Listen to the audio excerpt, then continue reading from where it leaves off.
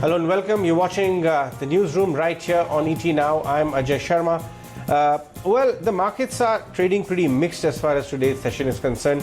Reliance has come back. So we are kind of off days low, but ahead of the earnings, the gains are under check. Ahead of the weekend, actually. Earnings momentum is okay. So today it's Maruti, Tata Steel. Tata Steel has been on a tear last couple of days. Watch out for that one. M&M and Maruti and Bajaj, all three are. So auto is good, steel is good, select banking names have come back. Let's discuss the way forward for the market. Andrew Holland of Avendus is joining us on the show. Andrew, good afternoon. Thank you very much for your time. Let's start by getting your thoughts on a valuation front as far as the large cap universe is concerned. There is the opinion on the street is divided. One say valuations are ahead of themselves, the quality of recovery is patchy, earnings may not catch up. Others say that valuations are actually getting a lot of cushion from low interest rate scenario and earnings may rebound and may surprise. Which side of the argument would you lean to?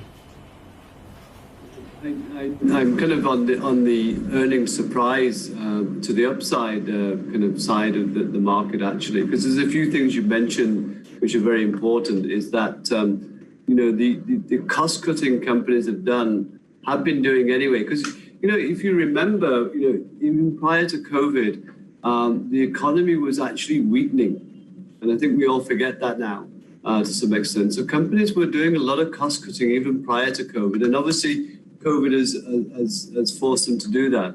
And that's the bigger element which I would look at. Because interest costs, it depends on your debt, right? If you're a cash-rich generating company, then obviously interest rates is lower income. So that doesn't help you. But the operational gearing, I think India is going to enjoy as we exit lockdown and the sales start to increase, will be much more significant than the analysts are expecting at this point.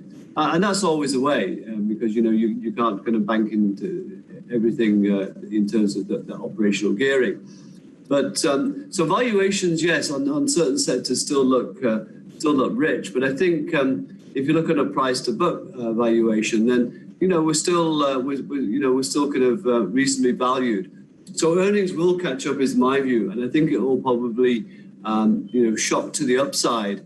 And already you're starting to see the first signs of analyst forecasts being upgraded as we go through this results season. So that's the good news. So I'm on the side that earnings could surprise rather than that valuations are ahead of themselves. I think earnings will catch up now.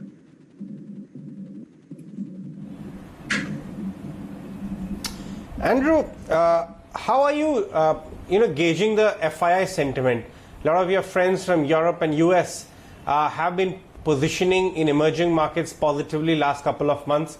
India has also been a bit of a beneficiary of those some flows. But the view is that if indeed global central bank scenario remains benign, this flush of liquidity could come into Indian shores in a more meaningful manner. It's just a trickle right now. Is that a possibility? Do you see that pan out over the next 24 months? I do, and I'll tell you for the reason why. It's a very good point. Our view is this: if you look at what's happened with COVID, I mean, China really has seen a V-shaped recovery in terms of its economy. Unlike other areas where you're rebounding, it's actually growth that you're seeing in China. So what I think will happen, I think the dollar will depreciate. But Asia will be seen as a growth area, the new growth area going forward. And therefore flows will come to Asia. And India, because of its weightage within emerging markets and Asia, will obviously get our fair share of that. But I do think that the next 3 to 5 years is a kind of Asia kind of centric view, which will start to emerge as we come through this. And even if we get a vaccine, just think about that. With a number of low cases in Asia, that would obviously open up borders and everything a lot quicker than you would in the rest of the world. So I think flows are going to come to Asia. India will capture that, and India will capture a lot of new interest because of many different factors that we'll see as the economic recovery comes through. So I'm very much on that side as well, that we'll see strong flows into Asia and particularly India.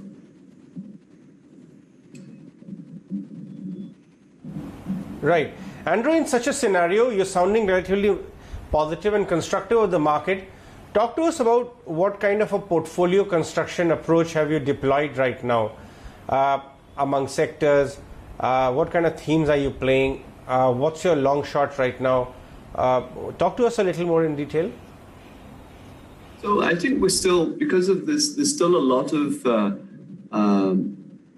some concerns, right? Globally, there's many moving parts which could still come and test markets and global economy recovery as well. So we've taken that barbell approach, which is on one side you have your defensive sectors such as pharma, IT, and FMCG. But you also have those economic recovery type sectors in particular, banking, consumer discretionary, industrials, and energy, because you don't know once that market turns and says, the full-blown growth in the economy is coming, then everyone's going to try and switch across from defensives to economic recovery type of sectors, and you don't know that timing. So having that barbell approach gives you the safety net of if things are a bit more choppy than that, that your defensives will outperform.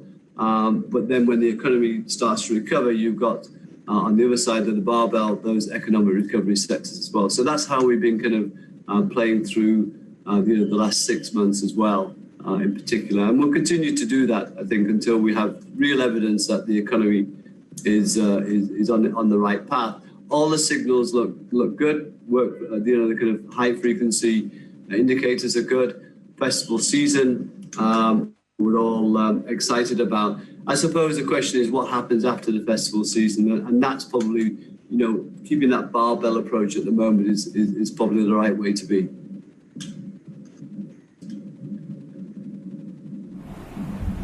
Right. As I'm just reading my tickers, Andrew, Belgium is close to close the amusement parks for next 1 month. Japan, ministers are asking their companies to extend their New Year break. How big is this risk of second wave, which seem to be rearing its head once again in Europe and many parts of the world? Does the market factor in that risk or not yet? If indeed there is some more closure or prolonged closure once again, things could get ugly once again? Yeah, no, I think the market's well aware of these risks. But what they're banking on this time around is if you take the UK, for example, where they're doing this kind of circuit breakers, having 1, 2, and 3 tiers, and shutting down certain parts of the country. What the finance minister is also doing at the same time is saying, I'm going to extend the furlough, I'm going to extend the the benefits and fiscal packages to companies affected by that in that area. So really, you're doing it, a little bit more piecemeal, but you're still throwing money at it. So the UK is just throwing another £20 billion, because of the extended lockdowns in some areas. And I'm sure that's what's going to happen globally, is that, we talked about the fiscal package that, maybe come before or after elections. That will again be there for the US economy to guide its way through. So that's what the market's expecting, is that the fiscal push by governments will continue to be there, along with the backing of the central banks. So I think there's less concern because everyone expected a second wave or a pickup in the cases because of the winter in Europe. So that is playing out. But I think the market's now knowing what the governments will do about it and how quick the response will be. So that gives them comfort until hopefully you get a vaccine coming through. And Pfizer has said, they expect something in the kind of first part of November, maybe just after the elections. And there's some better news from Oxford in the UK as well about some trials that they've been doing. So whilst we're not going to see a vaccine maybe till next year, being globally sent, what you will see is obviously that optimism around the vaccine continuing. So that's what the market's a little less, I wouldn't say complacent because that's the wrong word, but feeling more comfort in terms of they know the response and the triggers that the government and central banks will put in place to tide through a second wave. Right. Andrew, one last word. So if one were to go about making a portfolio of a clutch of stocks with those themes that you're talking about, what kind of returns or earnings growth can that portfolio get over a next 3-year period, looking at the stage of the recovery and looking at how earnings recovery is set up? I mean, it's a very broad question in terms of, because, it's obviously, if you look at FMCG, you're probably looking at, 10 to 15% earnings growth. If you're looking at banking, because if the economy starts to recover, then you don't have these non-performing loans, then earnings could anything between 20 to 30 plus.